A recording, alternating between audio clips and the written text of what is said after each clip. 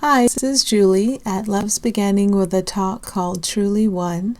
And the first statement I have is when you struggle or defend yourself, it is because you believe you are trapped within the most profound and real disquiet and disorder, and you must strive to secure some peace and stability for your separate self. So it's like within this hell I've made, using thoughts from ego, I think I can carve out little bubbles of peace and stability for my separate self. And in times of struggle and defense, when I can feel that rising up in me, I'm going to try to find this bubble of peace. But really, peace is behind everything. Peace is everything. There isn't anything that isn't peace. I'm imagining everything else. So have to be kind and gentle with myself as I'm moving through. But one thing that happens is the things, what is it? Small upsets become bigger. So where I've been relying on insane thought to move me through my experience here, that becomes more apparent. And I'm more disturbed by my own insane thought and therefore insane perception, because insane thought causes insane perception. Let's look at a war from that perspective. I become more disturbed than ever by my own insane thought. And at least the form it's taking right now is I really need to stop. I can't fake my way through. When I become profoundly disturbed, which probably in the past I wouldn't have noticed at all. It wouldn't have caused such a big disturbance within me, or in the more recent past I might have I might have kept going through the motions of what I call my life, aware, like, well, I don't feel quite right. Now I have to stop. And if I'm with somebody, like, even then I have to expose myself as a fearful thinker and stop and say, I just gotta get my head on straight right now. And it's come in the form of saying no to things, because I think the biggest priority is getting back to a sane perspective where I don't feel so disturbed. It's not that the one I'm with is causing my disturbance. They revealed it somehow. I walked into the realization I'm believing lies, and I'm experiencing perception based on the lies I believe. And here I am, seemingly with this other in a state of profound disturbance that I cannot ignore or pretend my way through anymore. So the only way I can get through these situations is to tell the one I'm with, I'm fearful in some way, or I'm experiencing anger, but it's not your fault, it's my responsibility. I do need, though, to just stop and get my head on straight before I continue. So, I have to say no to your request until I go get my head on straight. And that's not, we're used to faking our way through things. We're not used to that kind of social interaction, but that's where I find myself now.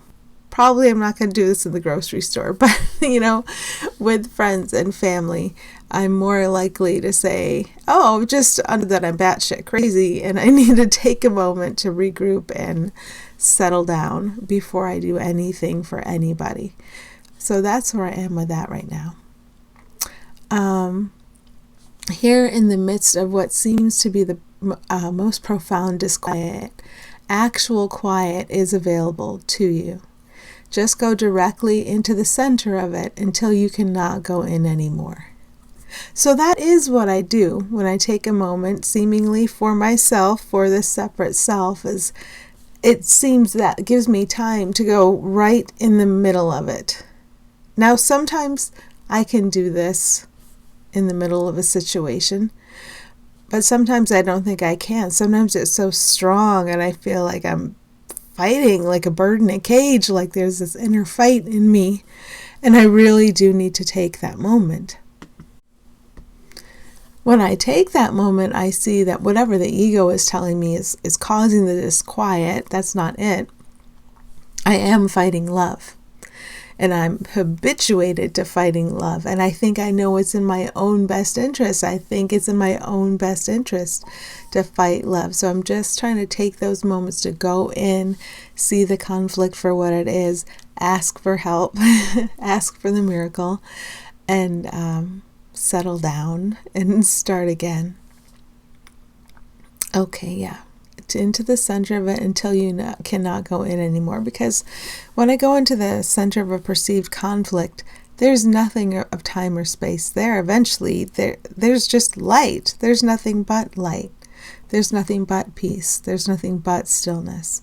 But when I'm dancing on the surface, defining things, resisting things, acting as, seeing myself and others as separate selves, I'm not able to settle down enough to go straight into the center of it. So yeah, sometimes I have to tell the person I'm with, I'm having a thing and I need a few minutes to get my head on straight. Okay, bodily discomfort indicates that you are using the fictional sight and experience of a body to distract away from discomfort in the mind. And something about that was helpful to me. It shows me how I use physical pain, like it's a useful tool to me. Why would I experience it? Because I've been experiencing physical pain as a useful tool. And okay, that's why I would keep it hanging around then, isn't it? So when I feel a pain of any kind, there is maybe more interest and curiosity, like, what is going on here? I am doing this, but it's not a cause and effect of the physical world. You ate this diet and then you experience pain, or you got this injury and then you experience pain.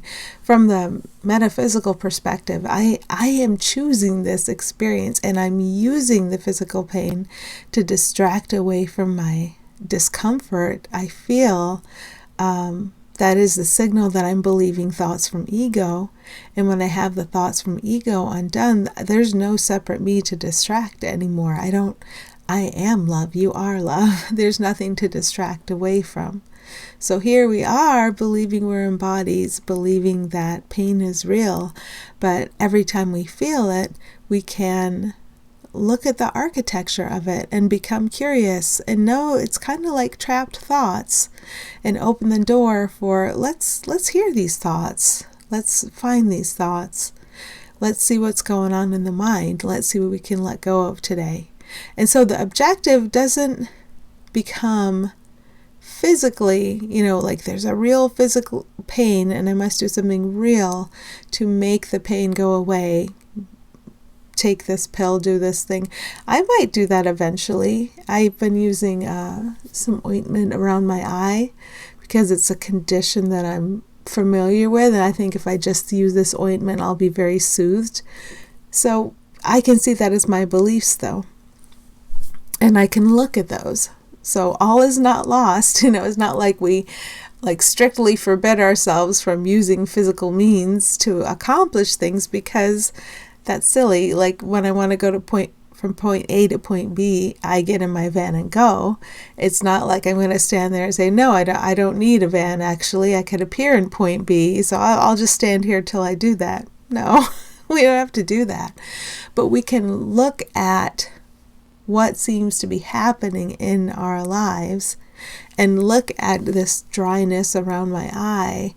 I can look at and say, why would I be distracting myself with that? Why would I have made this?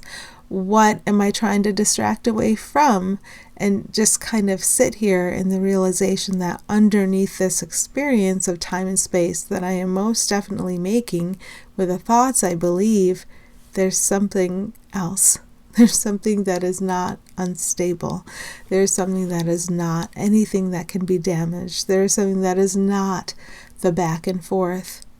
And if I stop many times a day to recognize this, I'm able to see it as everybody else, that utter stability. I'm able to see it as myself, and I'm able to allow it to take over. So many stops through the day as we're experiencing all the things we experience here. Notice when you are telling stories about bodies. Well, that would be all day long. That would be all day long. How could we get upset? We couldn't get upset unless we had a body story or a physicality story. That's the only way to get upset, is to invent a story and then experience my own invention and then call it real because I experienced my invention that I made with the thoughts I believe. So there's a fun merry-go-round.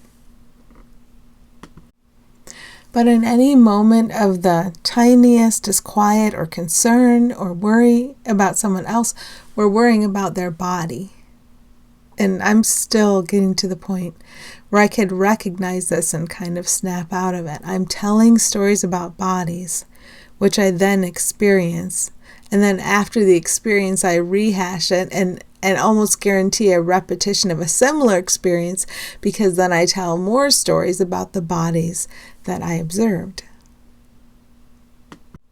So the ego tells you stories about bodies, you experience these stories and you call it my real life, and then based on that the ego is telling you more stories about the body, some of them about yours, some of them about the bodies you call other. Meanwhile, no one is actually a body, and you keep experiencing in these loops and loops and loops, and it's nice to take a moment to just get out of the loop and stop the constant storytelling about bodies. That's a beautiful moment when all of that can stop. Okay. If you are looking at someone who seems to be other, and that one seems to be in fear, pain, or confusion, you can ask this mind to mind. Where are you really? What holds you really? To ask it about another is to ask about yourself. For you are truly one with no separation or difference. So how about that? We're truly one. There's no separation. There's no difference. But I keep seeing it persistently. And this has really come through to me where I feel worried or concerned about someone. And in the past, that seemed to be a good thing.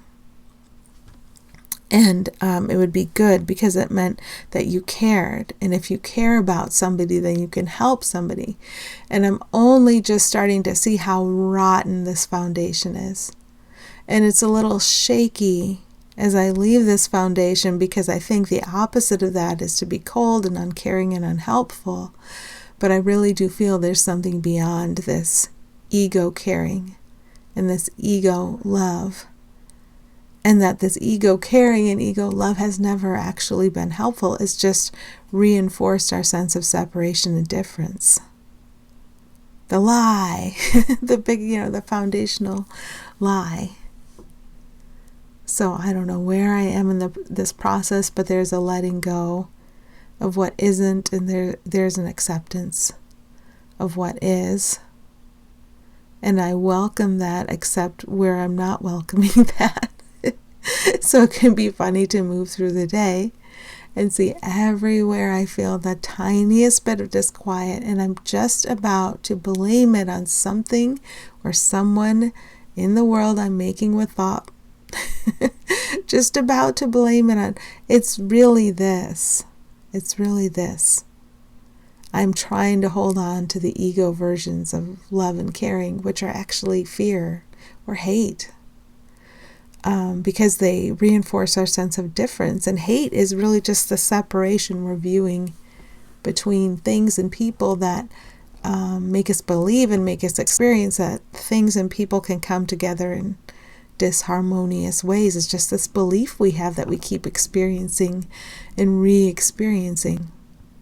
So to really go into the thoughts and notice and let go, then we start to acknowledge this state of no separation, no difference is the actual state. And what seems to be the other state of conflict, physicality, is the invented state. And who is the inventor? Raise your hand. That would be me. I'm the inventor. I'm dreaming it. I'm imagining it. I'm hallucinating it. Well, how about all these other ones? Well, they're you. If from their perspective, if they want to come into the full realization that they're hallucinating it, then they help you, because a sane mind can shine into another mind. It's all the same mind. The light is the light everywhere. So it doesn't matter who seems to do it, but if you're suffering, and you realize that trying to go further into suffering, into the idea of separation or difference to fix that suffering is futile and will never work no matter how many times you tried it, then you're going to want to come out of that dream into the remembrance of no separation, no difference. show me the way through the appearance of difference and separation back to the full awareness that there is no separation and no difference. And when, whenever I'm upset, it is because I am seeing and believing in separation or difference as a real thing, and I'm not acknowledging it as a fantasy that I wanted to see. When I experience separation or difference, I'm just experiencing the fantasy I wanted to see and experience. And when I notice the fantasy I wanted to see and experience hurts, there's something I can do about that. I can turn back the other way. I can rest in a moment of stillness. Okay. So wishing you happy healing. Thank you for all those moments where you realize you're hallucinating and making it up, and you're willing to be guided out of it. Thanks.